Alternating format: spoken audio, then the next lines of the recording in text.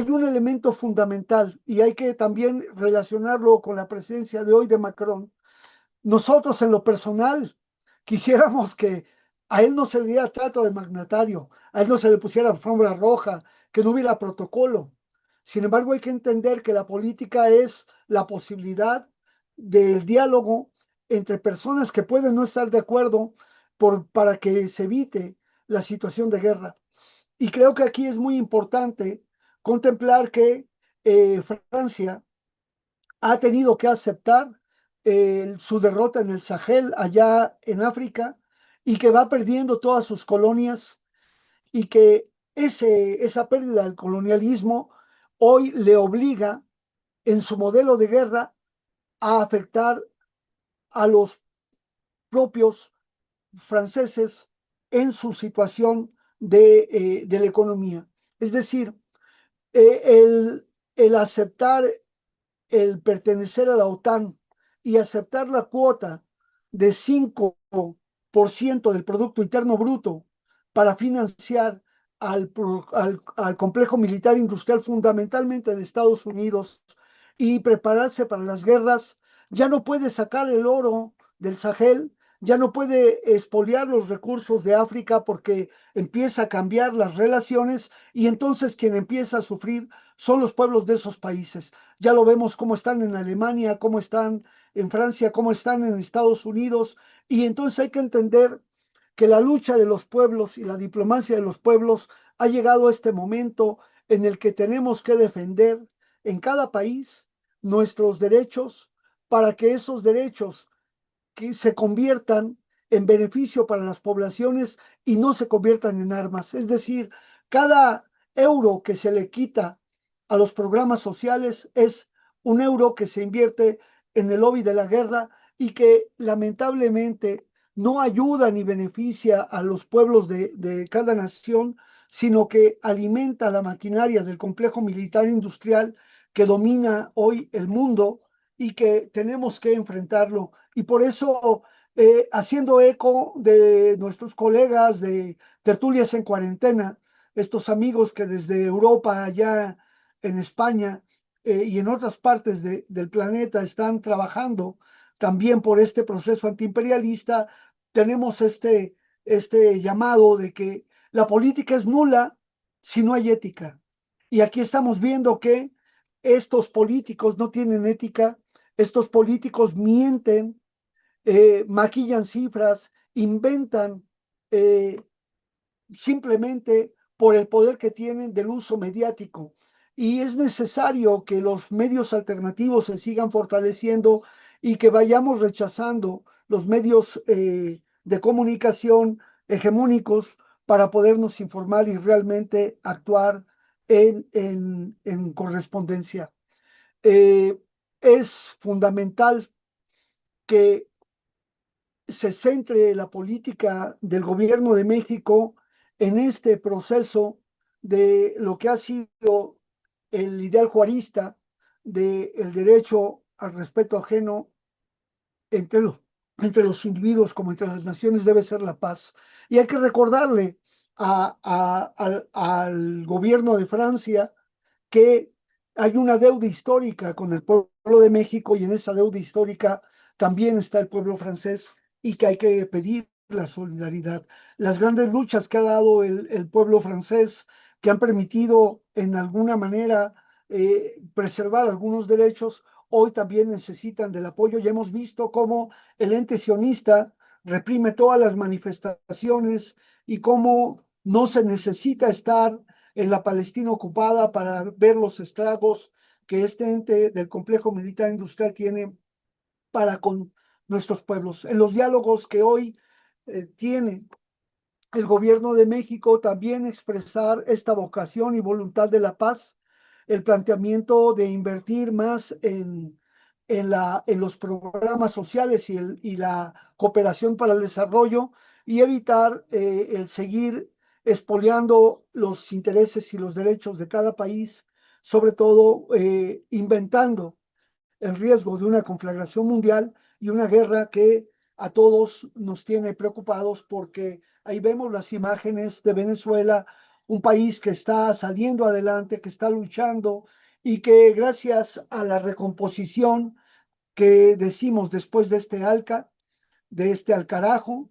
de esta cumbre de los pueblos allá en Mar del Plata, a 20 años de distancia, hoy se ha podido neutralizar todo el poder eh,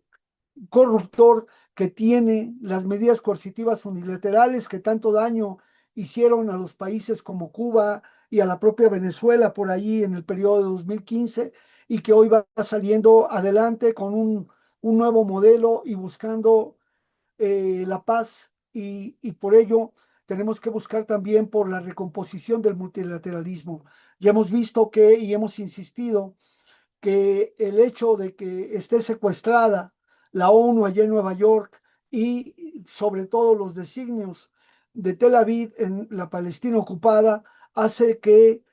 haya ineficacia en los modelos de búsqueda de paz y cada vez más estamos ante el riesgo de una conflagración mundial. Ya hemos visto el poder de fuego que se está mostrando en diferentes países y cómo se alimenta el complejo militar industrial del miedo y de la sobrevaloración de la aparente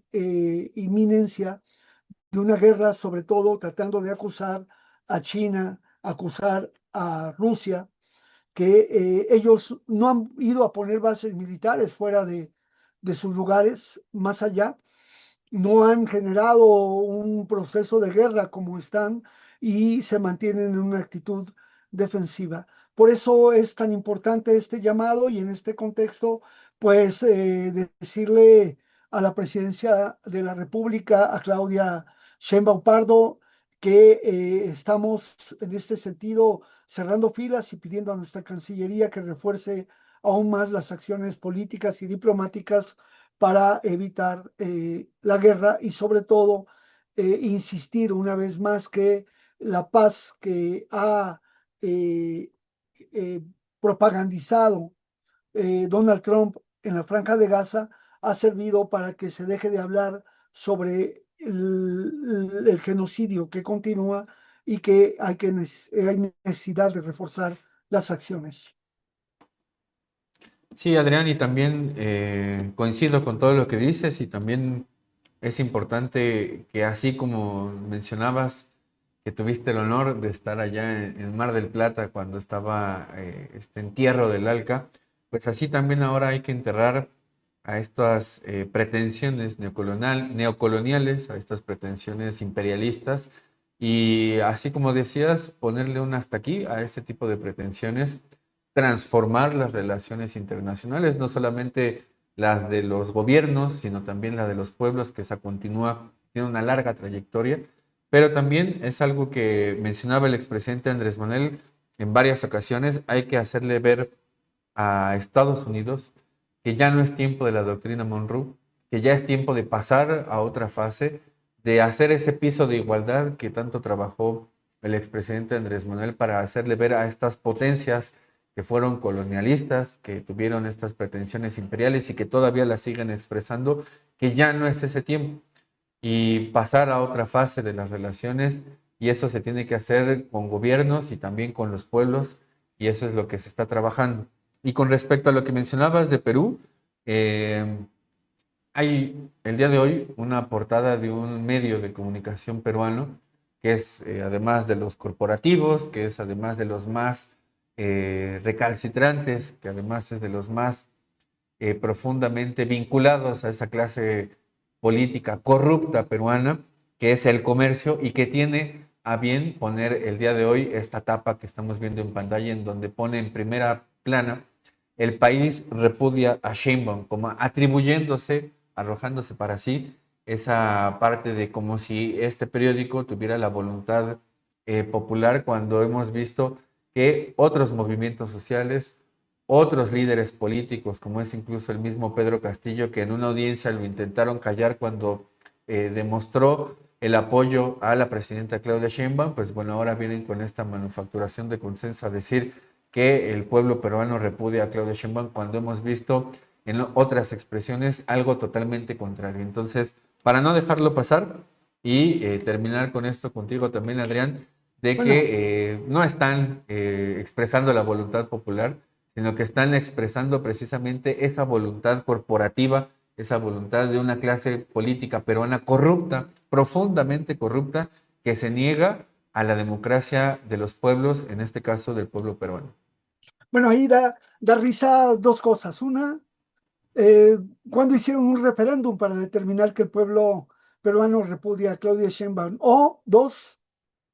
si se refieren al país como el periódico El País, a lo mejor algún sector del periódico El País pueda coincidir con ellos. Sí, bueno, pues con esto que da risa,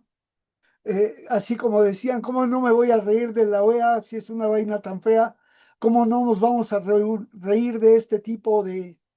portadas y manipulaciones mediáticas? Bueno, pues les agradezco mucho y nos veremos la próxima semana y nada más pedirles por favor a nuestras autoridades que no se olviden de la situación de los presos y los presos cuando, las prisiones cuando. Hay que buscar que toda la cuestión de la salud, la alimentación, el trabajo, los traslados para lugares más cercanos se atienda porque es una situación muy importante que trasciende más allá de una pena y por eso seguimos en ese sentido luchando.